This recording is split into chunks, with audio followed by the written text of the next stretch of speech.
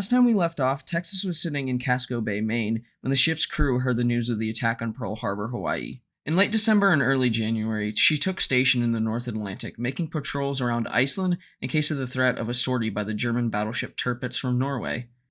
Then Texas got going on what a lot of outdated Allied battleships did for most of the war: convoy escort missions and the occasional shore bombardment. She would escort convoys to the Panama Canal, West Africa, and Scotland. In August of 1942, Texas was assigned to the task force that would carry American troops from Hampton Roads to take part in Operation Torch. On October 23rd, Texas, along with the rest of the task force, which she served as flagship for, in Port Lyautey in Morocco. On November 7th, the task force arrived off Medea. Texas did not join in the fight until November the 8th, as Army planners wanted to make the landings in silence and use the advantage of darkness. Texas would hit an ammunition dump in Port Lyautey with her guns. Throughout the next week, Texas would continue to give fire support for the landing forces. On the 10th, Texas struck Vichy French forces. On the 12th, Texas would be forced to evade a U-boat contact until things cleared up. She would stay in West African waters for a little while longer, and then heading back to the United States, ending up in Norfolk, Virginia on the 26th of November.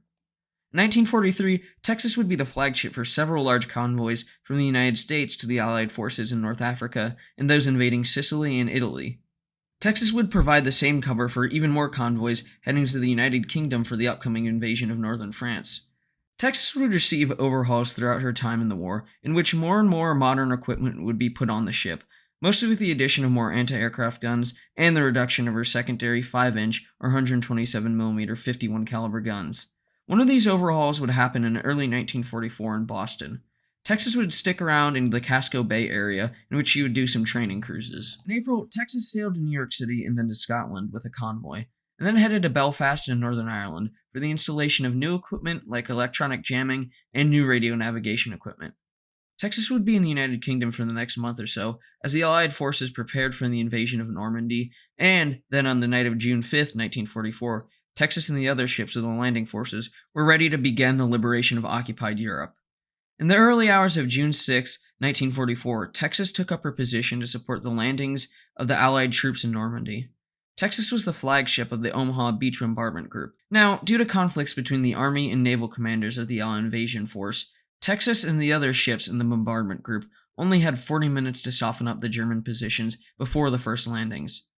Texas and Arkansas provided quite accurate and consistent gunfire, which helped the forces on the landing grounds. Battleships, cruisers, and destroyers responded to the needs of the landing forces and provided a ring of fire around the beachhead, cutting the defenders off from critical reinforcements. On June 7th, Texas continued hitting inshore targets, as well as sending food and other supplies to the United States Army Rangers, who were isolated on Pt.2.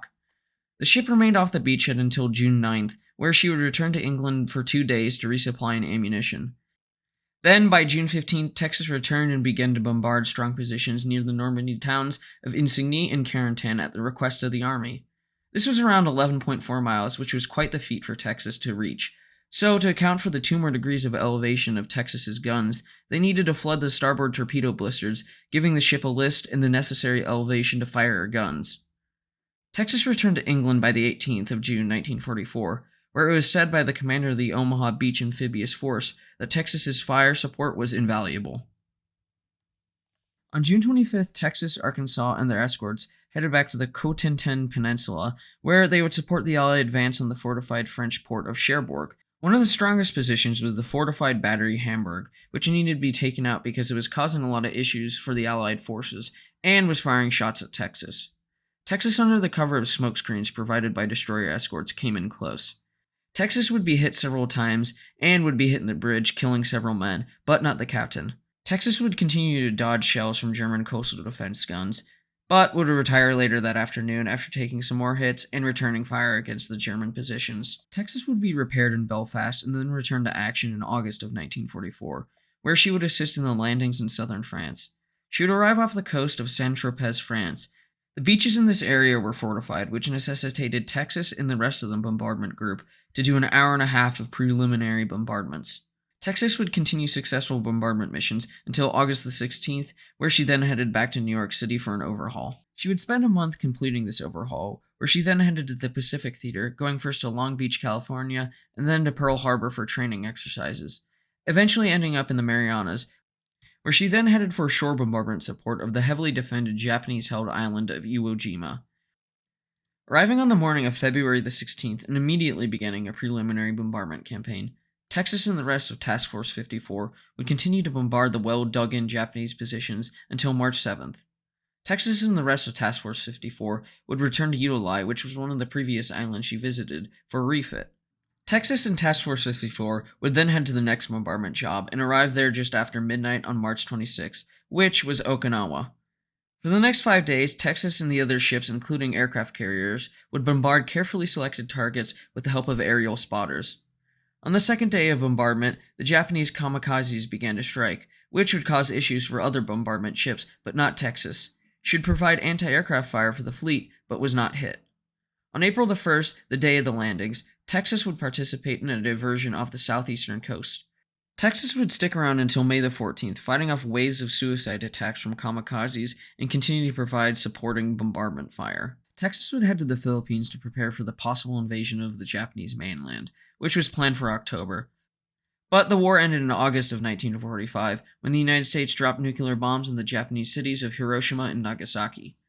Texas would head to Pearl Harbor and then to the mainland United States. The rest of 1945 would consist of festive vacations and ports, and then return to Norfolk in mid-February of 1946, where she was to become part of the growing mothball fleet, where the United States Navy would preserve its non-active ships.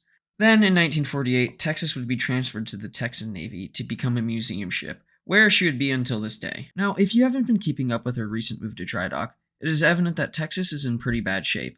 But thankfully, they are working to make sure the ship is watertight and is able to continue to be a museum ship for years to come. Texas has certainly earned this and her retirement after so many years of dutiful service, and I'm sure, like myself, you're glad this is happening to such a historic ship. Anyway, I hope you enjoyed this series of videos. Please remember to like and subscribe.